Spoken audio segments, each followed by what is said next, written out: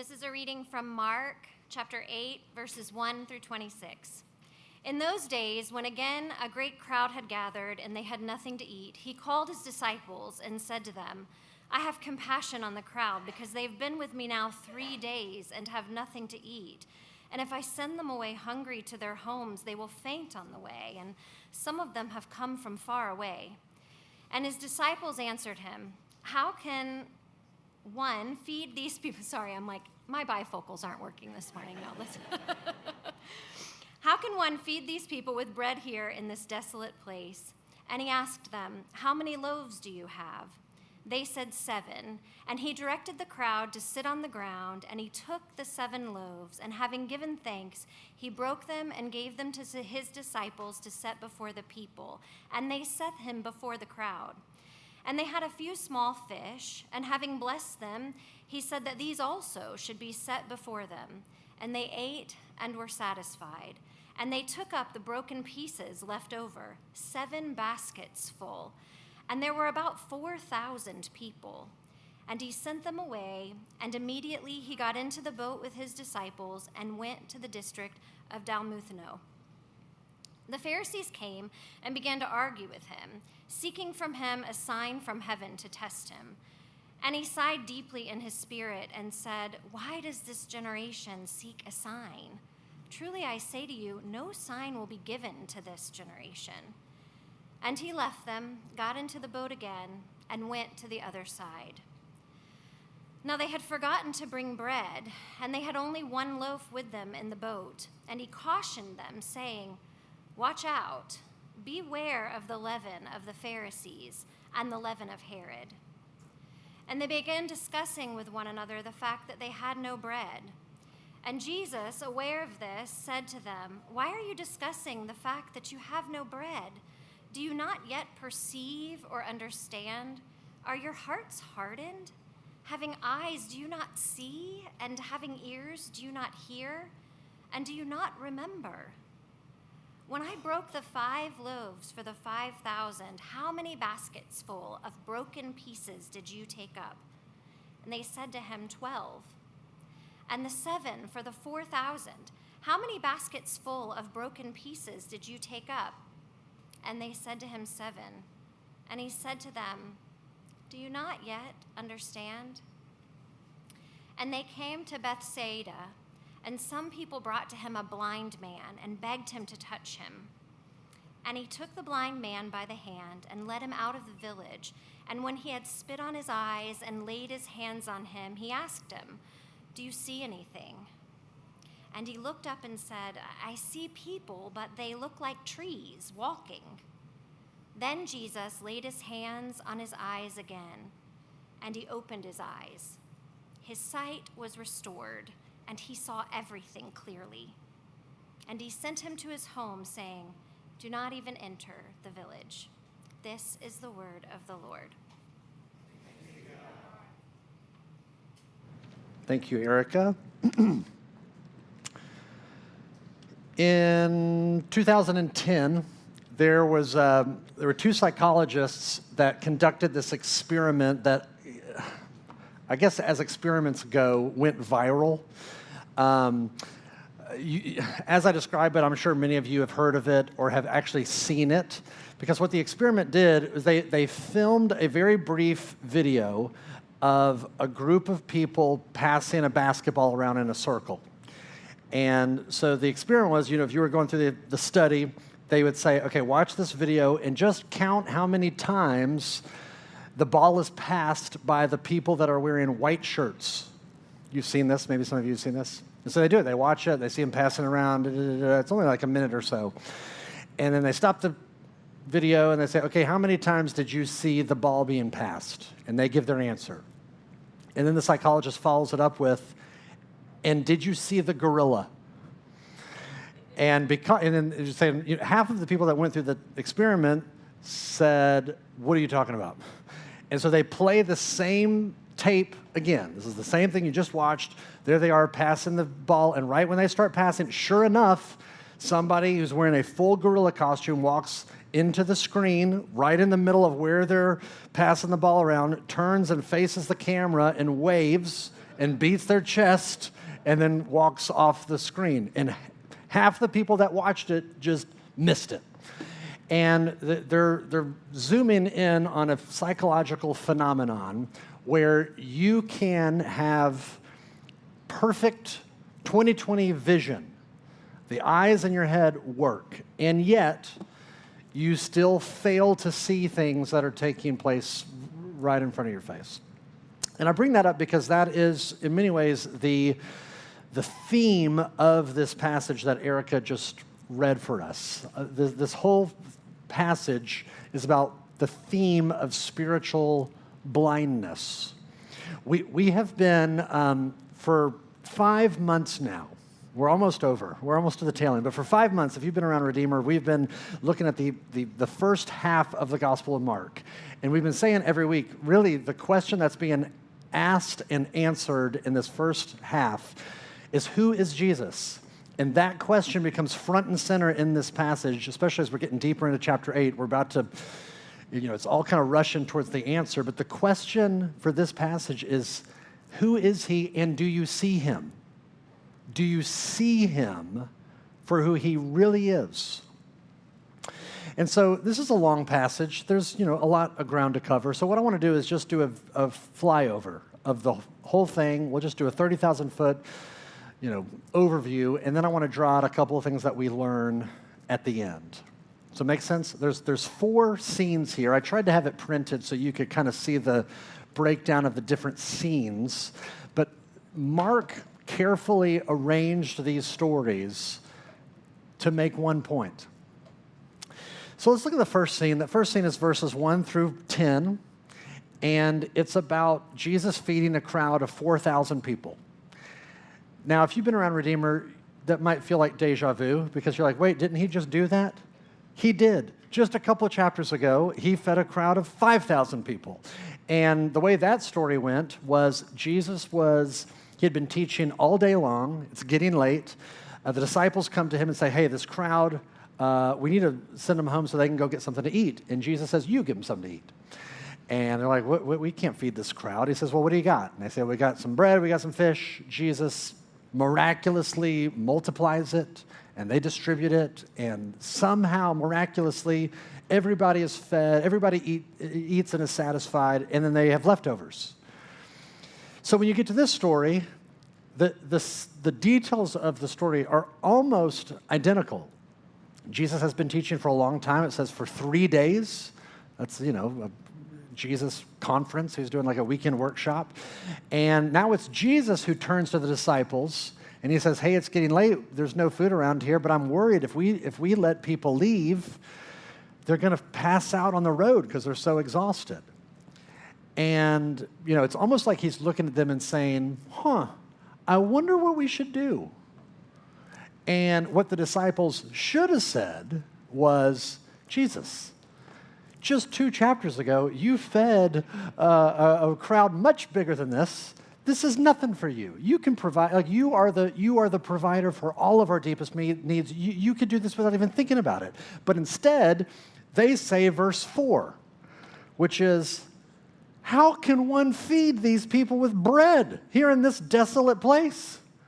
And you hear that and you're like, it's baffling. They've already forgotten. They're like goldfish. They saw it, they experienced it. 2 chapters later, they've forgotten. They don't see who Jesus is. And so he again asks them, okay, what do you got? They say, we got some bread, we got some fish. He again multiplies it, they distribute it. Again, everybody eats and is satisfied. And again, there's leftovers. So then you get to scene 2, which is verses 11 through 13. And we looked at this briefly last week, but you have the Pharisees, who are the religious leaders, and they come up to Jesus and they say, hey, you've been making these outlandish claims about yourself. Give us some proof. Show us some signs. Do something spectacular so that we can, believe in you. And again, you're left scratching your head because you're like, that's all Jesus has been doing. And his whole public ministry is just that. In fact, he just did that when he fed 4,000 people. But yet Jesus knows, okay, if you're not seeing the signs, if I just give you more evidence, you're not gonna believe in that either. And so he says, you know what? No thanks. No more signs for y'all. And he gets in a boat and leaves. And then you get to scene 3. This is verse 14 through 21. Jesus and the disciples are in the boat. It says they're traveling. And it says that the disciples realize that they forgot to get bread. They only have one loaf of bread with them in the boat for all these guys to share. Now, when you picture loaf of bread, don't picture a loaf of Wonder Bread that you get at the store. This is like a pita, a little thing of pita bread. And they start to freak out. And Jesus says, guys, I want y'all to be cautious. I want y'all to be aware of something. Beware of the leaven, the yeast of the Pharisees and of Herod. In other words, he's saying, I'm seeing something in y'all that's kind of reminding me of this conversation we just had with the Pharisees, where you're seeing me, but you're not seeing me. I want y'all to be careful. And because he uses the word leaven or yeast, which is like a metaphor having to do with bread, it's a breadaphor, if you will. They get confused. They think that he's scolding them for not bringing the bread, for forgetting to bring the bread. So it says that they start discussing with one another. The word there has to do more with like kind of arguing. They're fighting with one another. It's almost like they're like, Peter, you said you were going to bring the bread. And Peter's like, no, I told Bartholomew to bring the bread. And so and so Jesus interrupts them. And he just says, whoa, whoa, whoa. And he just starts peppering them with questions. Look at verse 17. It says, and Jesus, aware of this, said to them, why are you discussing the fact that you have no bread? Do you not yet perceive or understand? Are your hearts hardened? Having eyes, do you not see? And having ears, do you not hear? Do you not remember when I broke the 5 loaves for the 5,000? How many baskets full of broken pieces did you take up? And they said, 12. And the 7 for the 4,000, how many baskets full of broken pieces did you take up? And they said to him, 7. And he said to them, you don't understand? You've seen me provide so many times. You got eyes in your head, right? But you're not seeing. You see me, but you don't see. And then you get to scene 4, 22 verse 26. And you have an actual blind man who gets brought to them. They land in Bethsaida. This man is brought to him, and Jesus heals him of his sight, but it's interesting, he heals him in stages. This is the only time you see this in all of the Gospels, where Jesus touches him. It actually says he spits in his eyes, which is wild, but he spits in his face and then touches him and heals him. He says, okay, what do you see? And his eyes have healed some, but they're still blurry. He says, I see people, but they look like trees walking. He's been reading Lord of the Rings, so they look like imps walking around. And so then he touches him a second time. And then his sight is restored. Fascinating.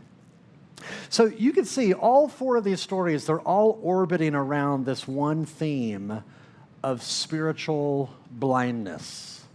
Do we actually see Jesus for who he is? And so I think this passage it's very helpful because it helps instruct us about our own spiritual blindness. And so what I want to do is, there's a lot of things that this passage teaches us, but for the sake of time, we're going to do just 2 things. 2 things we learn about our spiritual blindness. The first one is bad news. The second one is good news. The bad news is that we can't see. We're spiritually blind. We're all spiritually blind, or we're to some degree, our spiritual vision is impaired. Second point, the good news, how we can see. So that we can't see, and then secondly, how we can see. Okay, so that's what we're going to do. First one, just the point that we can't see. Physical, actual blindness is if you're completely physically blind, you cannot see reality correctly. You can't see reality rightly. You can be positioned right in front of a beautiful painting, and it's right there in the light. But if you're physically blind, all you see is darkness. In the same way, even if it's right in front of you, you can't see it. Spiritual reality is right in front of our faces, but spiritual blindness means we can't see it. We don't see spiritual reality correctly. We're out of touch with the way that the world actually is, the way that human beings actually function, the way that God actually works in the world. We're out of touch with it. We don't see it. And the point is made pretty clearly in this passage because you got the disciples. These are the friends of Jesus, and they don't get Jesus. They don't see him. And you've got the Pharisees. These are the enemies of Jesus. They don't see him. They don't get him. I mean, you've got the people who are close to him and opposed to him. That's everybody. That describes all of human race. You can fit in one of those two categories. You're an insider or an outsider, and the Bible's saying both blind.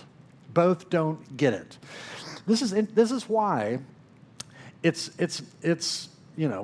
beautiful storytelling, why Mark intentionally puts scene 4 where he does, why there's an actual physical blind man who shows up next.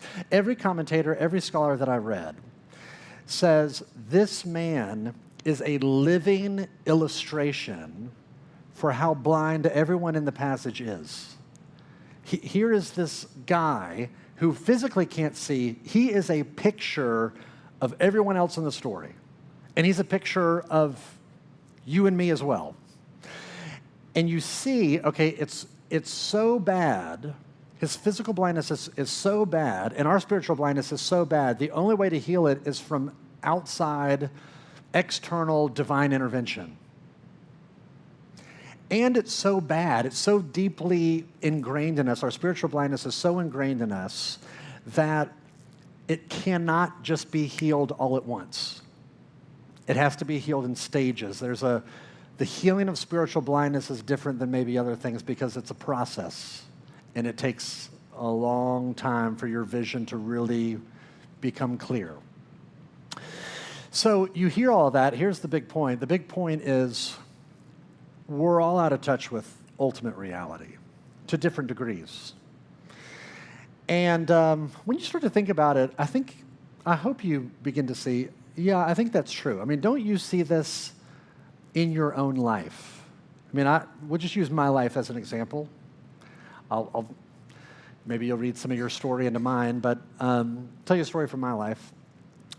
I have had moments, even recently, where I will be seeing a therapist. I'll be at a counseling session. And, every now and then you have these breakthrough moments where it's just like the light bulbs come on and you see something about yourself or you make a discovery about yourself where you're like, wow, that explains a lot. That helps me understand my life and my story and my instincts. And you come home, and I've come home, and you journal about it, and you kind of are processing it. This happened to me recently, where I take that same journal that I just wrote about this amazing breakthrough, and I just say, let's see what I wrote in the past. And I just write, flip over from what I talked about with my therapist a few months ago. And you read it, and you're like, it's the same thing. I have the same moment of discovery a few months ago, and I just forgot about it?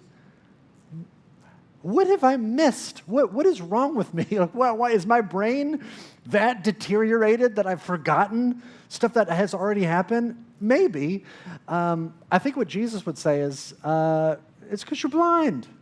You've got spiritual blindness. You see, but you don't see. You get it, but you don't get it. Now, you might hear that and you say, well, that's you, Matt. Don't project your problems onto me. I'm not spiritually blind. You might be. I'm not. Maybe, but let's think about this. Just a few weeks ago, I was joking with my wife, Catherine, about how old we've gotten. You have these moments that we were just kind of joking with each other. It's like, how am I approaching 50? Me, of all people, approaching 50. How do we have children that are driving? What happened? I don't understand. I was 20 yesterday. And we were joking about this. And I'm sure even as I say this, some of you are like, oh, Matt, you are not old. You just wait. You are still a strapping, young, handsome man. And I would say, thank you. That is so kind. But we were joking. This is, just a few weeks ago, we were joking, and I made the joke. I was like, you didn't realize back then when we were getting married that you were going to marry this feeble 45-year-old bald man one day. You didn't know that's what you were getting. And I was being lighthearted, and then she took it into a little bit more serious direction.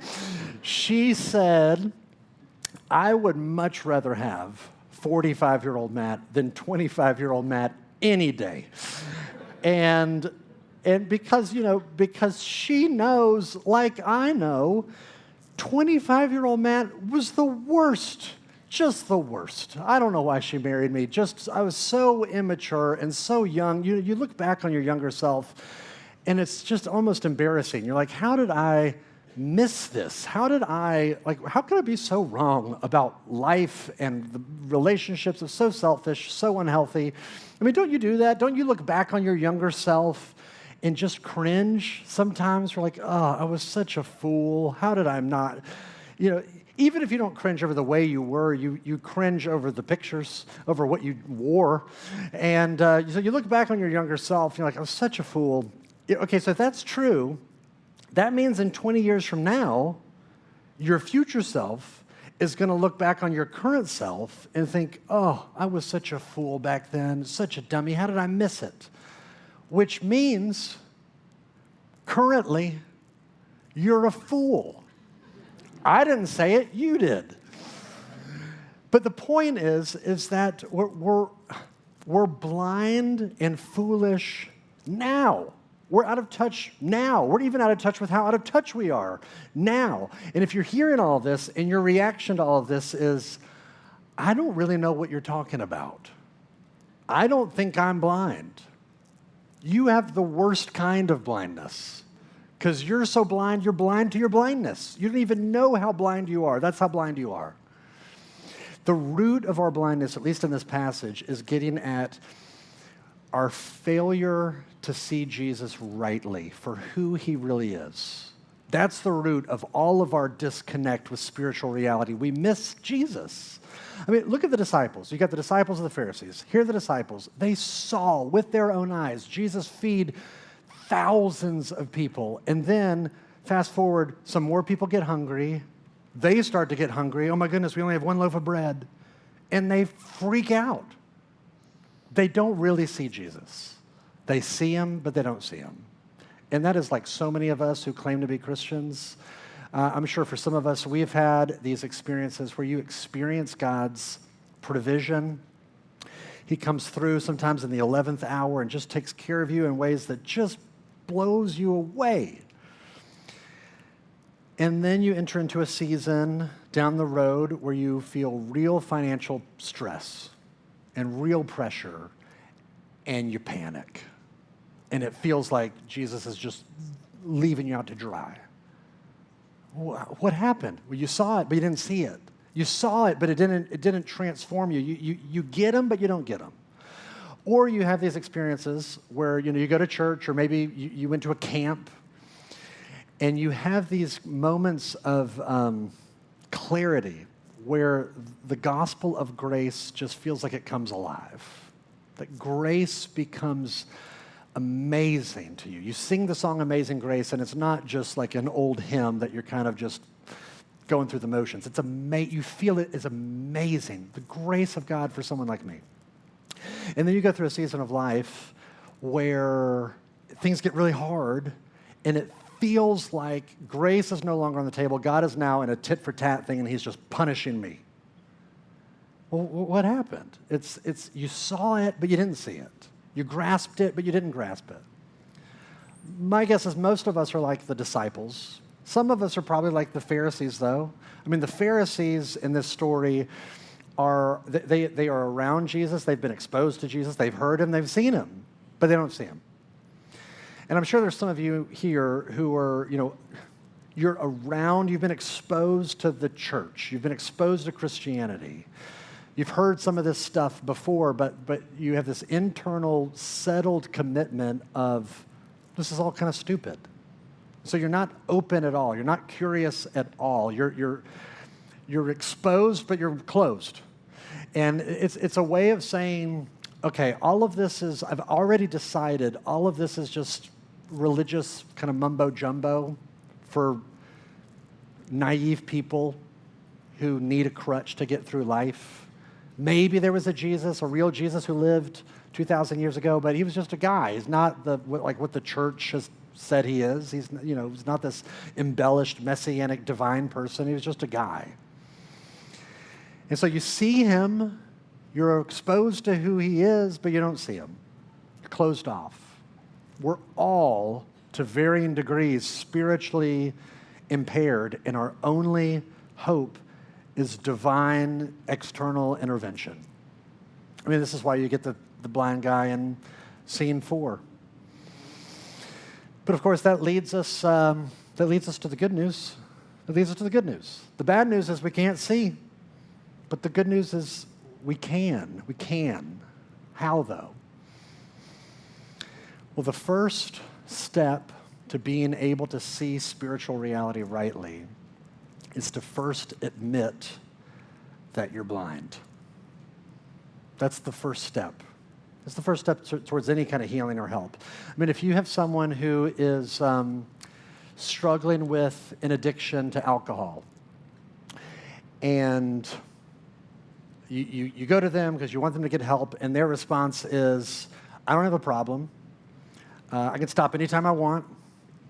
They are cutting themselves off from the help that they need. They're cutting themselves off from the healing that could be theirs. This is why the first step in the 12-step program is we admitted we were powerless over alcohol. To admit, I cannot beat this. I am powerless.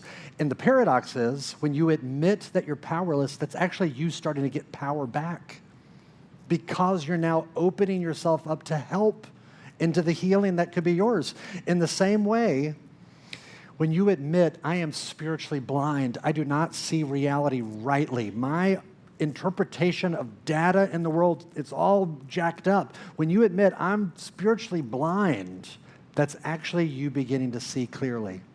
You're beginning to. But that's not all. The second thing that you need is not just to admit it. The second thing is you bring your blindness to Jesus.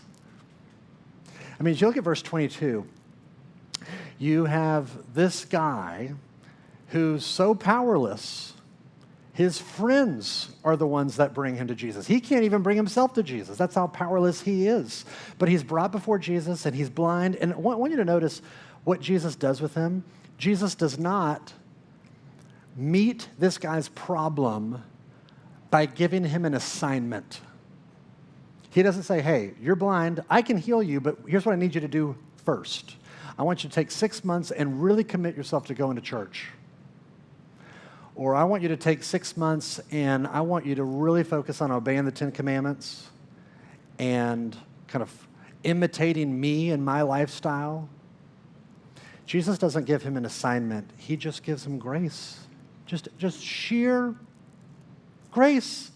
Heals him, takes this guy out of darkness and brings him into the light, which shows you that at its heart, Christianity, the gospel, is not moral improvement. It's not, let's just try hard to imitate Jesus. The gospel, what Christianity is, it's blind people who come to Jesus to receive.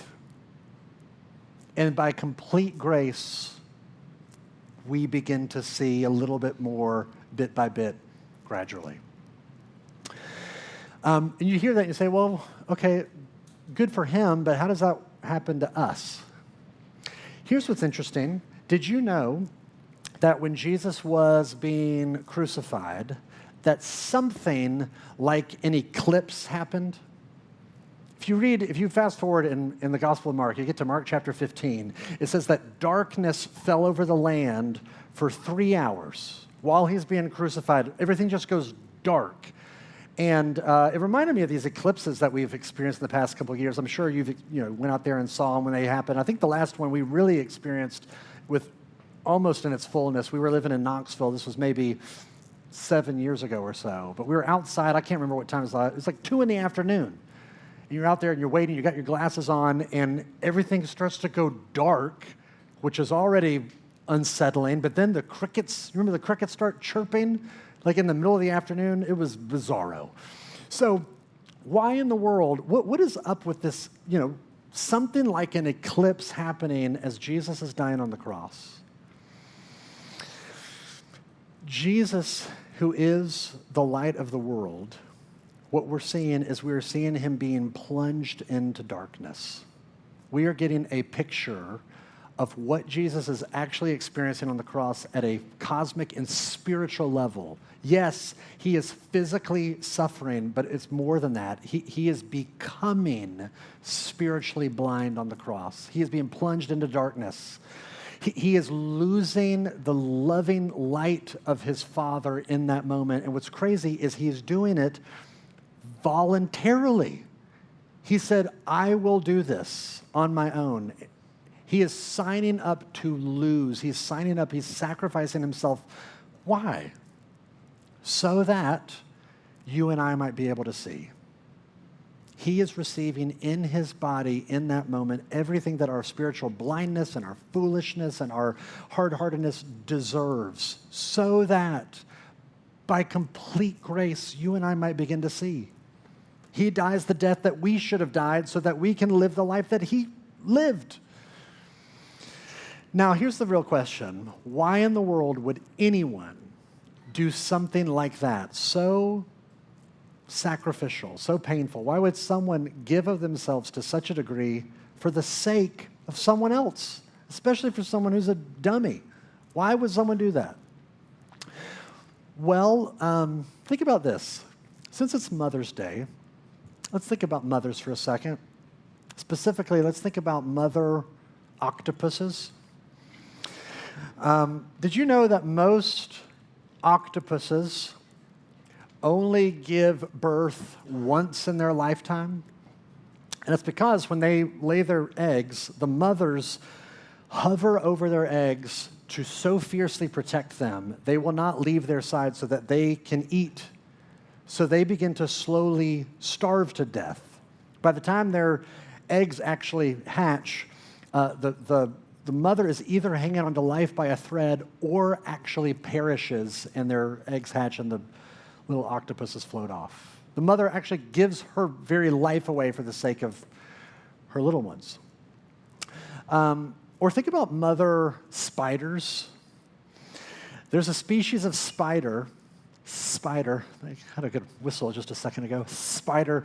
There's a species of spider, lots of S's in that sentence, but where she feeds her little ones, just like a bird, regurgitated meals, which is normal. But then she does something that is not normal. She signals, there's some way that she can communicate to her little hatchlings, signals to her little ones to consume her, to eat her, so that they would have the nourishment and the energy and the resources that they need to go out and make it in the world, which I know is a disturbing, it's not what you wanted to hear on Mother's Day, even though I'm sure some of you mothers are like, that resonates. Preach, that's what it feels like. They're killing me. But she literally gives herself away for the sake of her little ones. Or think about mother bears. We'll just stay down this thread for a second. Mother bears, all bears, they go into a cave or a den for hibernation. And inevitably, they lose some percentage of their body weight because they're just, they're burning fat while they're just laying around.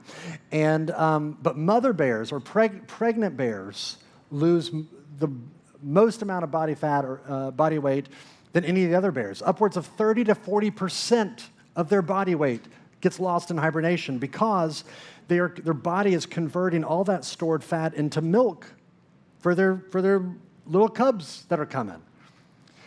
They're sacrificing sometimes hundreds of pounds for the sake of these cubs.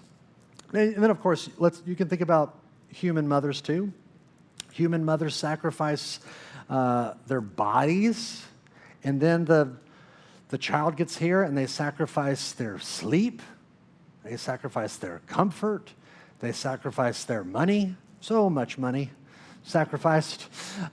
They sacrificed their ability, their freedom to take a shower.